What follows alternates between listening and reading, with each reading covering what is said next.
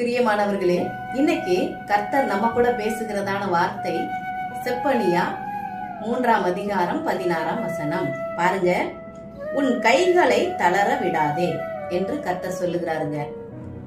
பிரியமானவர்களே, வாழ்க்கையில் அதிகமாக கஷ்டங்கள் வருதா, போராட்டங்கள் வருதா, உங்க கைகளை தளர விடாதீங்க, சோர்ந்து போகாதீங்க, ஜெபம் பண்ணுங்க, தொடர்ந்து ஜெபம் பண்ணுங்க.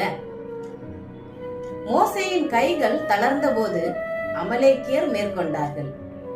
மோசேயின் கைகள் உயர்த்தப்பட்ட போது இஸ்ரவேலர் மேற்கொண்டார்கள் இல்லையா?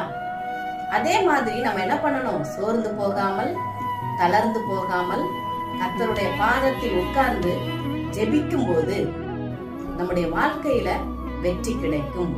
விசுவாசிக்கிறீங்களா? ஆமென். நிச்சயமாக கர்த்தர் உங்களை ஆசீர்வதிப்பார். God bless you.